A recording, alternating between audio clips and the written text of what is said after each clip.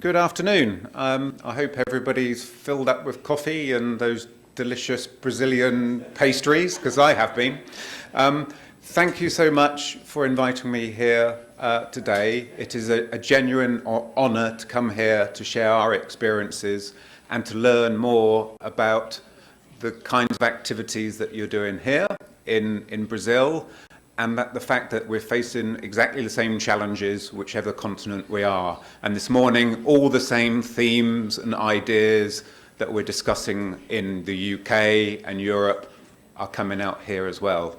So thank you so much for the invitation, for coming here. It is a genuine pleasure. So today I just want to talk to you about our experiences of digitization and digital preservation at the Science Museum Group in the United Kingdom. Although most of our digitization activities are to do with the object, our 3D object collection at the moment, we are moving on to our archive and photographic collections in the coming years, and exactly the same principles and approaches are the same for both kinds of collections. So first of all, I'd just like to give you a little bit of background about what our museum or museums look like and our collections. Oh, we've got the strobe lights again. So first of all, we got the pointer. The pointer. Did we have a pointer? I don't know. Oh, okay. While the pointer is being located, I'll carry on. So the Science Museum Group is a collection of museums. We're a national museum. That means that we're funded by the United Kingdom government. We get our core funding from them. We are probably generally the geographically distributed museum across the United Kingdom. So we have 4 main museum sites. Our main one is the Science Museum, and that's based in London, down in the south east. And as well as that, the pointer, because this is where it comes in handy. There we go. So there we have London there, where the Science Museum is, and that's probably our largest museum by number, and we get, I think it's over 1 million visitors a year. In addition, we have 3 other museums based in the northern area of England. We have the Science and Industry Museum based in Manchester, up there, and closely associated we have the Science and Media Museum based in Bradford and the National Railway Museum based in York. And they all have different themes of their museums, and together, collectively, I think we're probably the preeminent collection in the United Kingdom for science, technology, engineering, medicine, transport, and media. And what I mean by media is film and photography.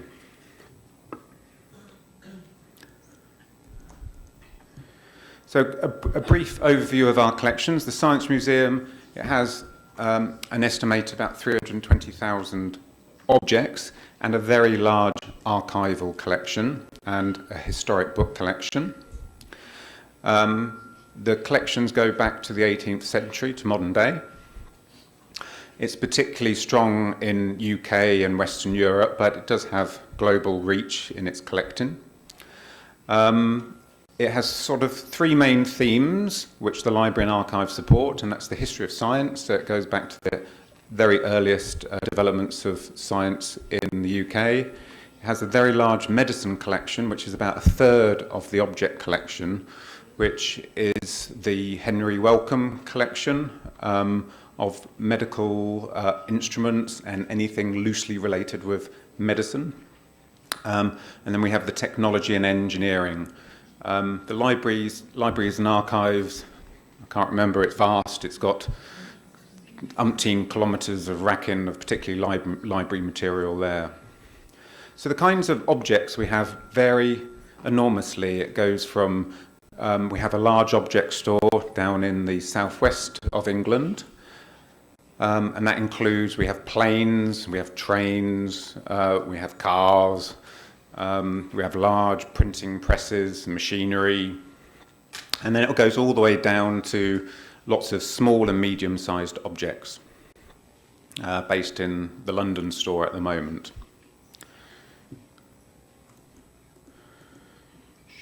The Science and Industry Museum, based in Manchester. Manchester was probably the first truly industrial city in the world.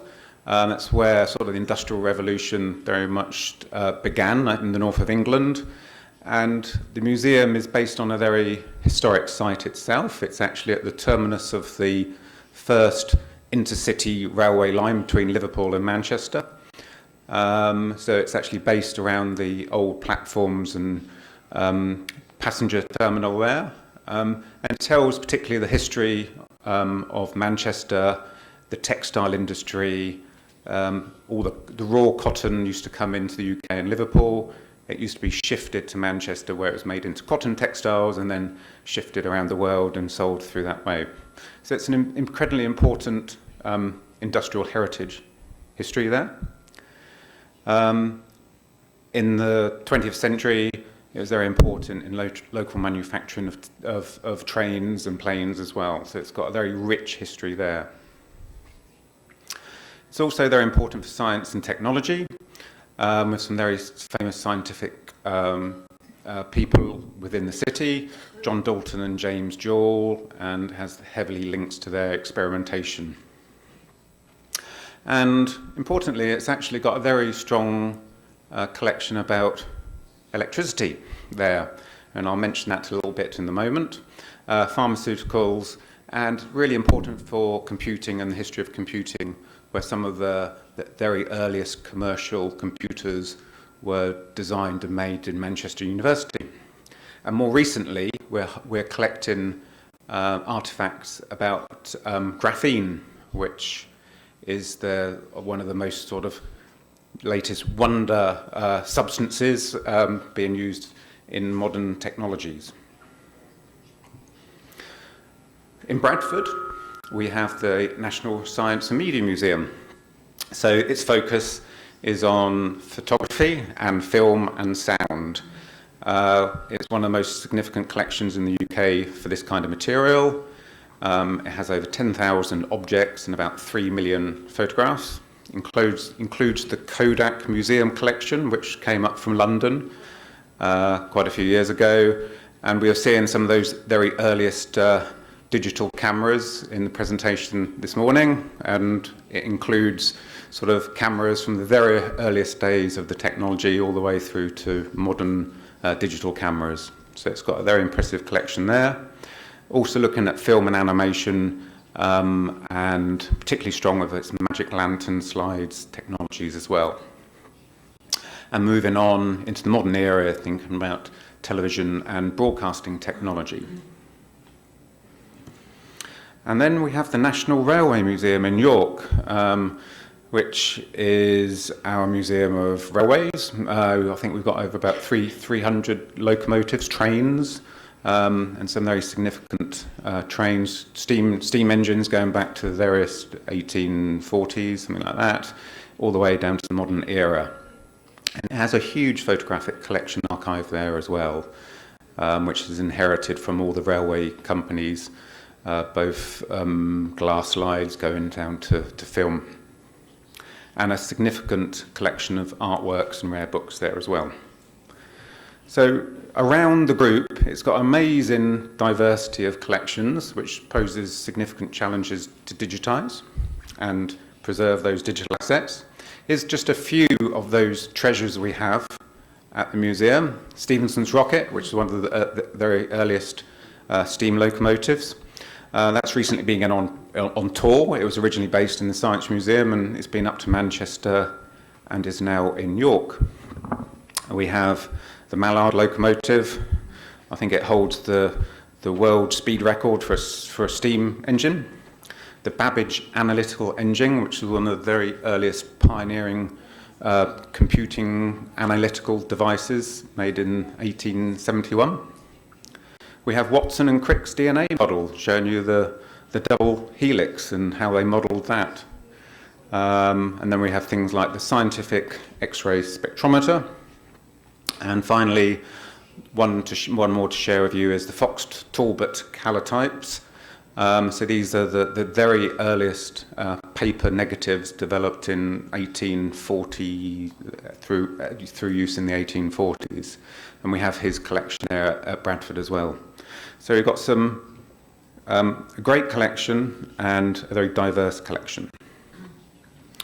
So this was a great opportunity for you. I never know just what we have across our collection. So coming here was great for me to start talking to curators, to find out what we have in our electricity collection. And actually, it's quite significant, particularly in Manchester. We have quite a large object collection. There was a very famous British company called Ferranti, which were based in Manchester, and they were very instrumental in developing electrical supply and domestic appliances. So we have a particularly strong digitized collection of electric supply meters, which you can see up on the top right, cables, and all kinds of objects related to the electricity industry. As well as that, we actually hold the National Electricity Archives. So there are two sets of archives. There's the National Electricity Council Archive, and this was set up as a coordinator of electricity generation and supply for the UK, and it went on for many decades throughout the 1900s, and then it was nationalised, and we hold their archives, and we also hold the Electricity Development Association archives as well, which is very much focused on the promotion and marketing of electricity. Just to think that once upon a time, people had to go out there and market and encourage people to use electricity. It's quite incredible, really. But very little of that material is yet to be digitised because of the size of our collections. So a quick summary, what we've got in our collections here. Let's use the pointer. So by number, we have about 425,000 objects. And these are all estimates, about 5 million photographs and negatives, prints, and about 2,000 items in our archives. And these are all estimates at the moment. Looking at specifically our object collection and by site, you can see most of the objects are based in the Science Museum in London. So what's the state of digitisation within the group? Well, about last year, when we started to systematically think about digitising, particularly our object collection, very few of our objects were digitised and available on our collections online portal.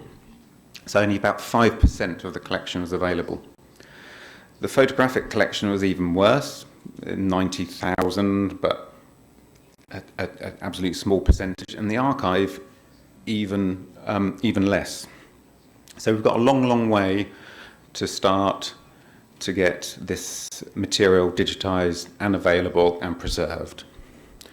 So up to now, digitisation has been piecemeal, relatively small scale, hasn't used efficient workflows. So the key theme of my talk here is how do we make that step up and build mass digitisation workflows to deliver what we need to deliver in a reasonable amount of time to get our collections available and preserved. So, but like every institution, digitisation is very difficult to fund. Nobody really wants to fund it. Everybody loves it, but there's no money out there.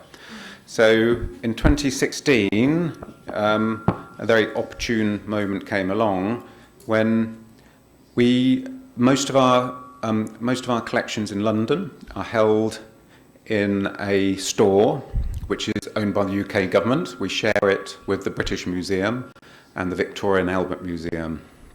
And it's an old Victorian building based late 1800s.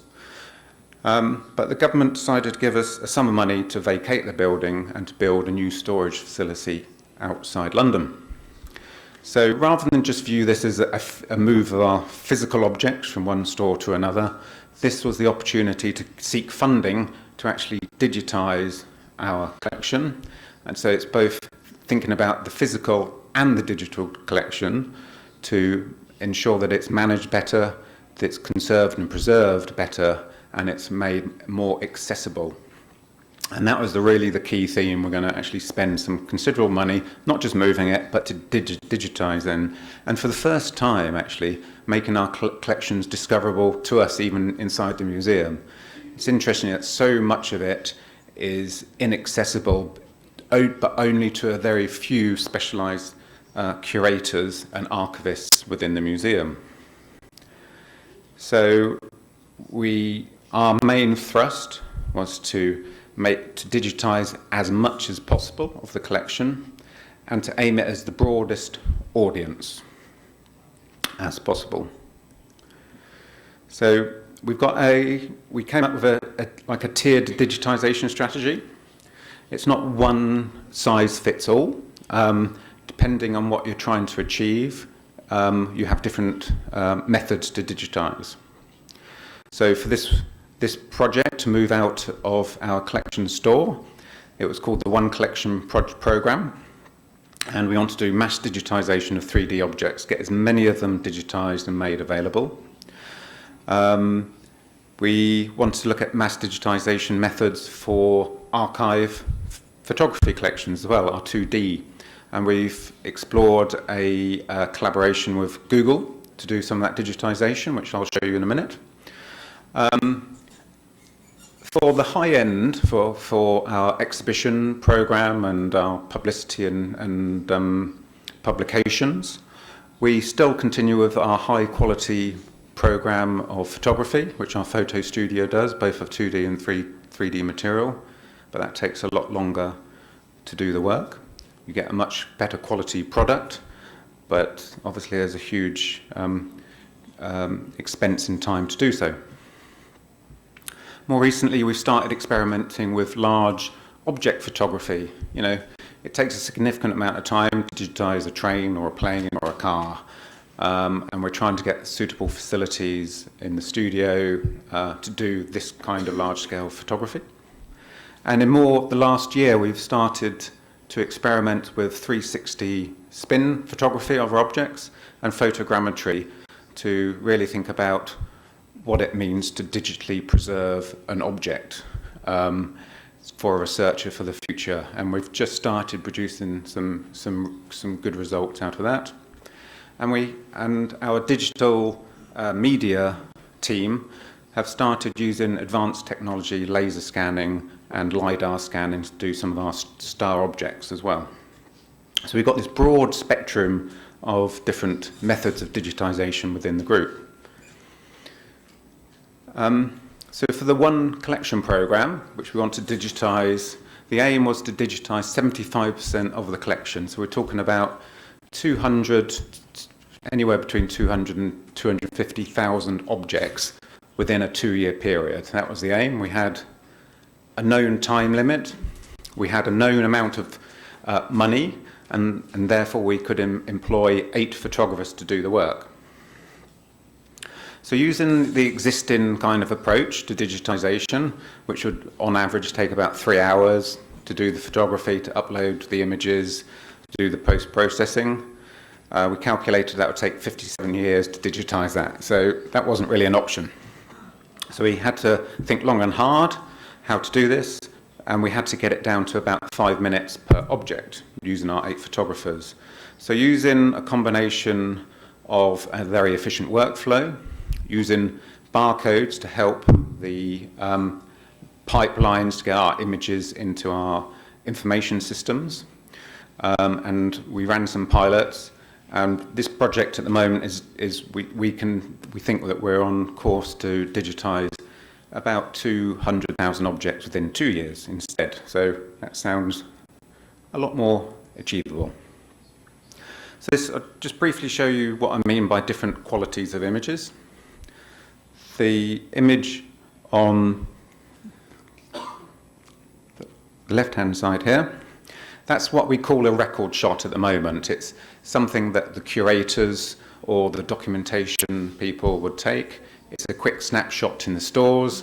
It's quick, it's easy, but it's not really fit for publication.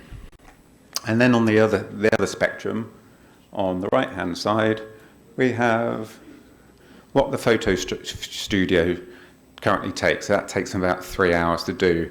Multiple shots from different angles, from the inscriptions. They're beautiful. They're really good for a multitude of purposes. But we didn't have enough time to do that. So we've aimed for this one in the middle, which is what we call our one collection shot, which are now going onto our collections online site. And each of those takes about 5 minutes to achieve. So a little bit about this mass digitization program at Blythe House. Blythe House here, you can see on the left, is this old Victorian building. It has over 100 rooms. They're small, they're cramped. It's not the best conditions for an object collection. That's why we're getting out. It's got about 18 kilometres of racking. So the aim is to get out of that into a lovely new building outside London. So we've come up with, and it was interesting, the themes today, the talks this morning. Digitization can't be just looked at in isolation. You really have to do all your management and organization of your collection before you digitize. And in actual fact, for our collections, it's an even bit more complex than that because we have lots of hazardous material as well. So it has to fit into this very much in a holistic, integrated workflow with different steps. It's partitioned with specialists doing each of the steps. So the first one is a pre-inventory workflow, and really this is that organising the collecting as much as possible, getting rid of the stuff which isn't collecting material, sorting out as many problems as you can. And then because of the nature of our collection, we have a lot of hazards, and that could be asbestos, it could be metals, mercury, mould, explosives, you name a collection hazard and we've got it in our collections. So we've got to make sure before it can be digitised, it's safe to digitise. So everything has to be checked before it even gets to the point of digitisation. Another important check is everything is condition checked, so it can be safely handled, both for digitisation and eventually when it gets moved. And an important part of the whole process is this, what we call an inventory step, where everything has to be accounted for. At the moment, only about 2/3 of our collection has some kind of existing catalogue record in our systems. So we know about 200,000 records in Blythe House. We know there are at least 300,000 objects through sampling. So the most important thing before we even get to the point of digitising, that we have to have some basic catalogue record in our system before we get to that step. It can be fairly skeletal, doesn't have to be much in depth, but we have to have a record for the image and the other core bits of information to hang off of. So all of that has to be done before we even get to the point of digitisation. So just going to walk you through the two key bits of our workflow. This bit is the inventory. We have to make this very rapid. And the foundation of our workflows is the use of barcodes. Now, I don't know what it's like in Brazil, but certainly in the UK, barcodes have been slowly adopted by the museum sector. Libraries have been using them for decades. The archivists generally have been using them for a while, particularly at box level sort of cataloguing, but museums have not used them a great deal yet, but that's changing. And it opens a whole lot of opportunities for digitisation and improving workflows, and I would hugely recommend them for any large digitisation project. Not only they allow you for the use of technologies to do clever things, and I'll show you one thing it's enabled us to do in a minute. Importantly, it creates a stable, genuinely unique number identifier of which to link your physical item, object or archive, photograph, whatever it can be, with your digital surrogate, which is really robust, which is really reliable. Most museums with their object numbering systems here, so that's our existing object numbering system there. They're really not very reliable in information systems for linking images and information together. So by using a barcode, and in that barcode we have used this simple running number here. It's prefixed with SMG, and then it's a zero padded 8-digit running number. It simply started at 1 and it goes on to how many ever we used. But that is a really reliable identifier which we can use in our information systems to connect images and information up once you've got that. It's a simple idea, but it's extremely powerful. And to me, that's one of the most important things that we could have done in this project. So the digitization part of the project, we're after these 5 minutes per object, and that's moving it from the shelf to the photography station back to the shelf again. So rather than take the objects to the photography studio, we took the photography studio to the objects. So we have a mobile photo station on wheels, big solid metal thing which you can move around into each of the rooms. You can see it here, there. We have a light tent and good lights. So we're using decent, okay cameras, not the most professional, but they're a good camera. And in addition to capture the barcode, we are using these wireless barcode scanners. So that's the wireless barcode scanner, and it connects to the camera. So I don't know whether you can see it very well, but just up here, there's like a little widget which goes into the camera, and the barcode scanner talks to the little widget in the camera. So when you scan the barcode, that barcode is inserted into the image metadata immediately. So the existing workflows required a lot of manual renaming of files and uploading of files, and we wanted to remove that part of the process entirely. We wanted photographers to focus on photographing and not doing other unnecessary sort of processing tasks. So all the photographer has to worry about is scan the barcode, take the picture. Scan the barcode, take the picture. That's all they have to worry about, nothing more than that. So that in itself has increased efficiencies enormously. As well as that, we've developed some scripts using a thing called Snap Logic, which is a program to pick up images once they've been batch processed. So we just do some fundamental white balance processing and quality assurance. Then they get put into a hot folder. We'll just come on to the next slide. I know I'm jumping ahead. Just focus on the bottom part of the slide, the automated image ingest pipeline. So we have a hot folder. All the successful images just get saved into that. And then this Snap Logic script takes over. It picks up the image. It goes to our collection management system where we store information about our objects. It extracts certain bits of catalogue information, inserts that into the image file, then goes to our digital asset management system where we hold our images, inserts a new record in there with all the right information that we have. So that's done. It's now automated, rather than taking probably about 10 minutes per image with the existing manual workflow. So that in itself, we did some calculations, and that probably has saved us about 27 years of time. And this is all possible because we're using reliable barcodes. So if anything to take away, barcodes are the way to go forward.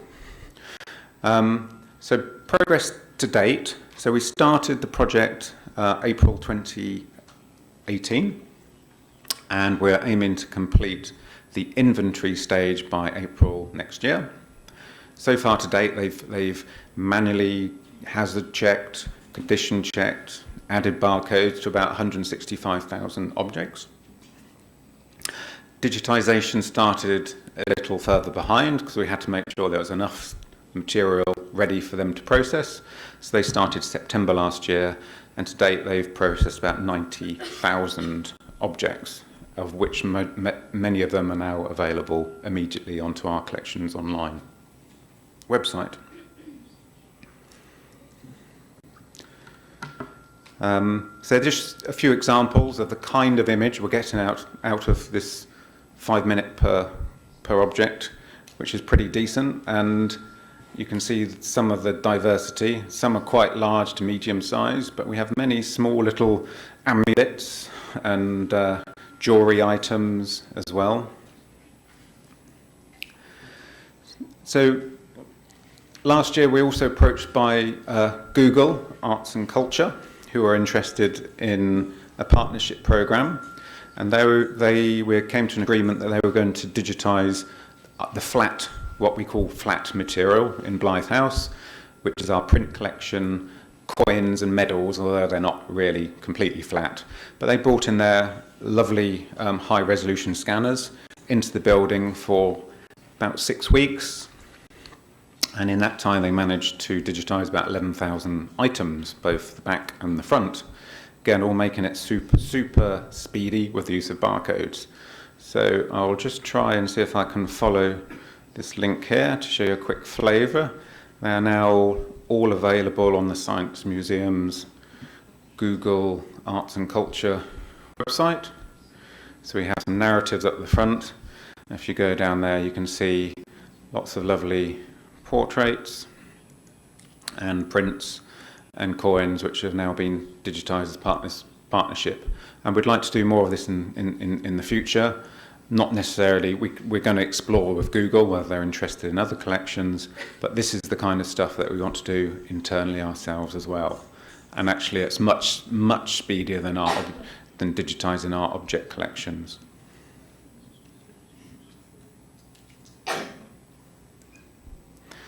So you can see some rather nice images. I had to select this one here on the, you might not be able to see the full details. Oh, we've gone, hang on. Let's go back. Just this cartoon sort of print on here, which just shows you some of the early, it says the golden remedy or electrical panacea, and how electricity could be used back in the early days when it was discovered. So I rather like that one. So another kind of method of digitization we're recently exploring is 360 spins. So on the back of a lottery that in the UK, we have the UK Heritage Lottery Fund, which gives out sums of money, and we applied for that and managed to buy a piece of equipment for 360 spins and photogrammetry. So the hardware is a thing called Photo Robot, combined with some software from SpinMe, and basically it's a robotic turntable which will rotate the object and do all the photography automated for you. So we tend to take about either 270 or 360 images per object to make a lovely spin to bring an object to life. And at the moment we're particularly doing them for some of our exhibitions which are opening. We've got a really nice new exhibition opening called London Science City, which we've used extensively for. But the downside, it takes an awful long time, and it takes an awful lot of storage space up. So in an ideal world, we'd do far more of this, but we don't have the time or the money. But I'll just show you a couple of examples here. So this was one of the first dresses dyed with synthetic purple dye back in the 1800s, if we can just get to it.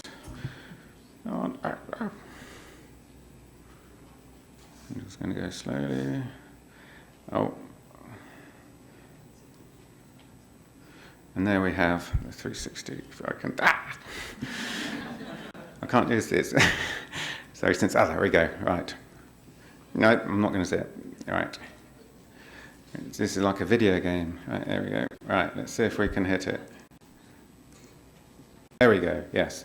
So this was actually an early example of where we got an external company to do it, and we've been shown by doing it in-house with proper photographers of our own kit, we can get an even better product out of this. And you can zoom up there. So it really brings the object to life. And we're doing more and more of this kind of thing in the future, and we've just done another 50 of them for this exhibition, which aren't online at the moment. So this is really important future direction for us.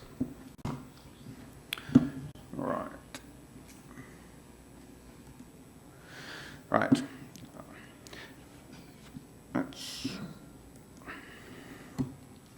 So it's one thing to undertake all this digitization. It's another thing to make it discoverable. So we have 2017, we released a new web portal, bringing together all the different websites across the group. Some were good, some were bad, into a single data portal for a single, easy, Google-like search for our objects, making it really simple. An important part of that is have an open Creative Commons license, both for the data and the images. So we have a Creative Commons license for the images, sort of by attribution, non-commercial license. And we have a very open API. I don't know how that translates to Portuguese. API, application program interface. So other computers can actually automatically interrogate our data and extract information and do whatever they like with it. So it's trying to opening up our data and our information to external services to do what they want with our data. And that's where it's going in the future. We want our data out there. We want it to be used by Google, because actually not many people are going to come to our website to use our data and our images, but if it's out there and other services are using it, that's great by us. So already we've seen a huge number more images come available on collections online site. Over the last sort of 8 months, it's gone from 22,000 to 66,000, and there's many, many more to come. So I just want to say a little bit more about our National Collection Centre. So this is where we're moving to. This is outside London. It's about 100 kilometres west of London, and we've owned this site since the 1970s.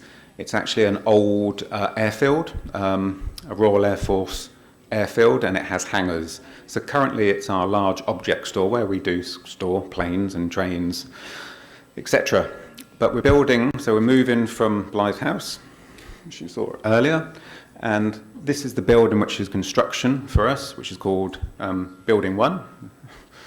And it's going to be the, I'm told it's the size of 4 football pitches in size, so it's going to hold all of our collections from Blythe House, plus some of the other hangars. The material in the other hangars are going to be moved into a much more of a state-of-the-art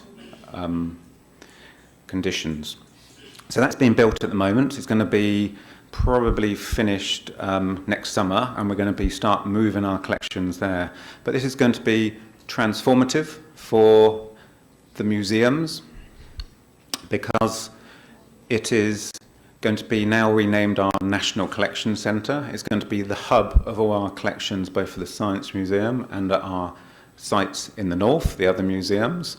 And it is going to be more open storage for the public. It's not going to be open all day, but we're going to have much more accessibility to the collections. It's going to be designed in mind. So it's driving public engagement physically of our objects, as well as the digital work we're doing to drive public engagement through our websites and other services. So this is a new era for the Science Museum.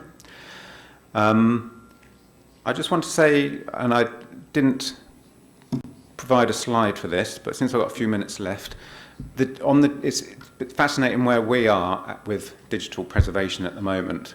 As a museum, most museums concentrate on their information systems. I just want to say a little bit about information systems.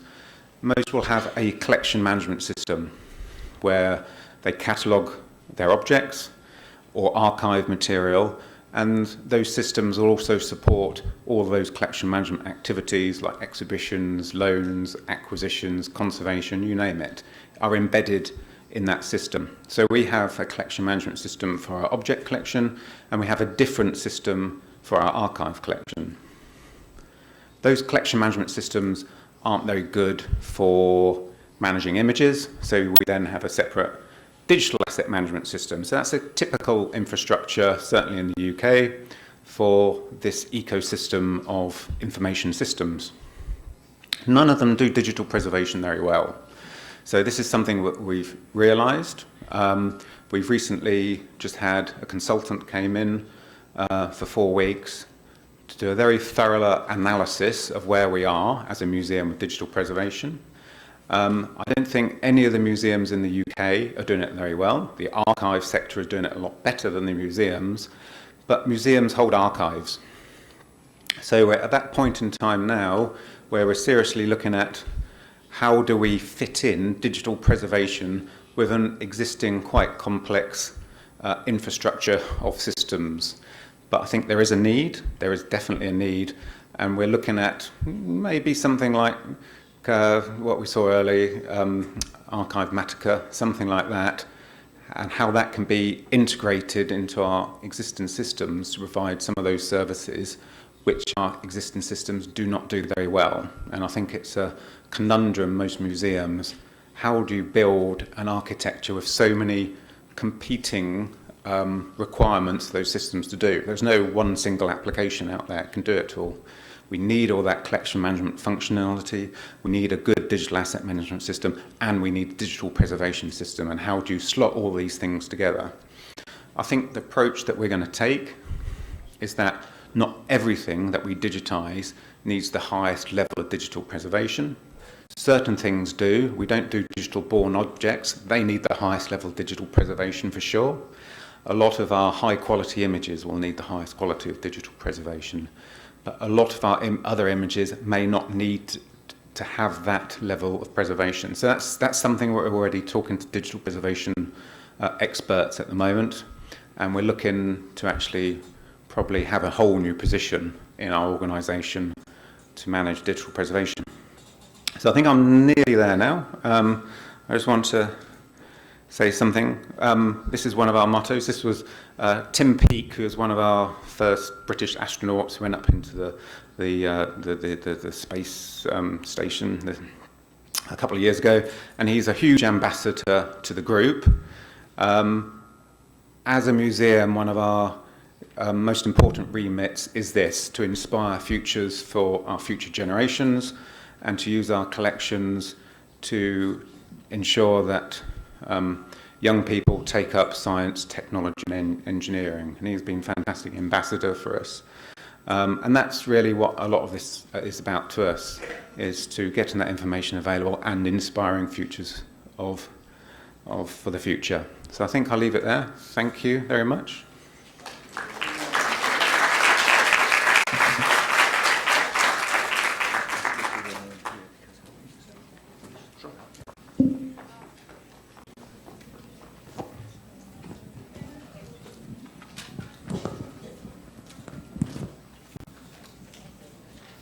Iniciando então as perguntas, a primeira pergunta ali, por favor. E relembrando a quem nos assiste pelo Facebook, que as perguntas também podem ser enviadas por lá. Boa tarde, meu nome é Otávio, sou responsável pelo Laboratório de Digitalização da Biblioteca Nacional. Uma pergunta, ali no site, quando você demonstrou aquela obra em 360, curiosidade minha, qual software que vocês utilizam para fazer aquele efeito?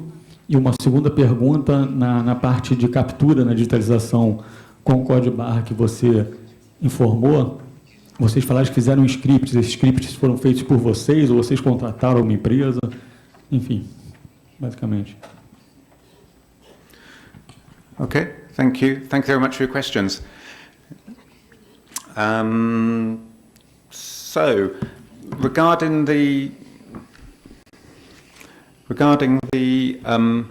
software, there is lots of expensive software out there you can buy. So the company who we commissioned to bring the hardware and the software to run the equipment, they actually have their own software, but that's very expensive.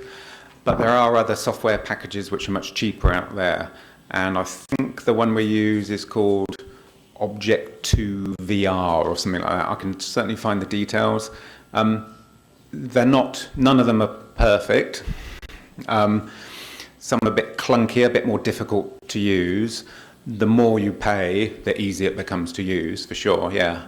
But it's very much a sector where even the standards for the visualization and the rendering of those is not, there is no necessarily a standard way to render those. And actually it can be quite difficult for our website.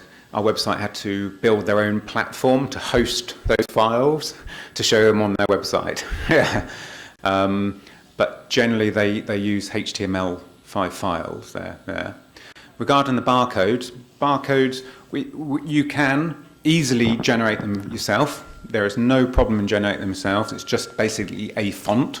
You know, you can get an extension to things like Crystal Reports, or you can have a little embed program to generate them very easily. We even have, in certain situations, our information systems generating barcodes on the fly by using a web service. So you can say, here's the data, go and fire it off to a web service, it will return you a barcode just like that. So, and it is as quick as that, can do that, so you can use it that way. But we decided not to use those, not to print them ourselves, but to get an external company to do it for reliability and consistency. That's the most important things. These barcodes are there to stay forever. And I know from previous experience, if you start printing your own, printing quality, double printing barcodes, it can all go horribly wrong. Yeah. Última pergunta, então, por favor. Essa parceria com o Google, como vocês conseguiram realizar, né? E como o Google conseguiu colocar, catalogar, né? Para vincular as duas companhias juntas, né? Essa parte de pesquisa, como foi feito?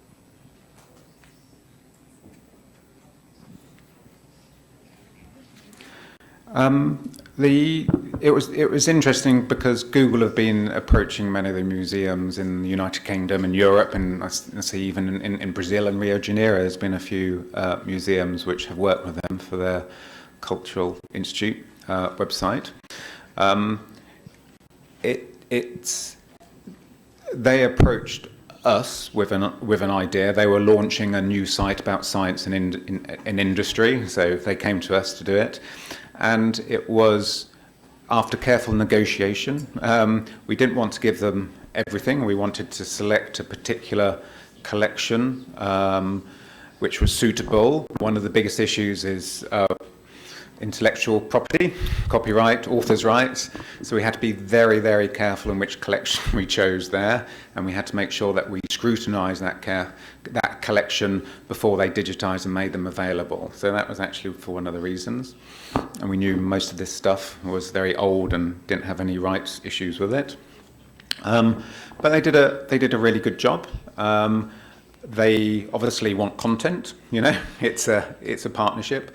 We provided them a lot of content and some narrative stories, but we got a lot of stuff which would actually cost us quite a bit to digitise for nothing. So I think it was a fair and good partnership in the end, yeah. And we're certainly looking at them for other opportunities for some of our collections in the future, yeah. Yeah.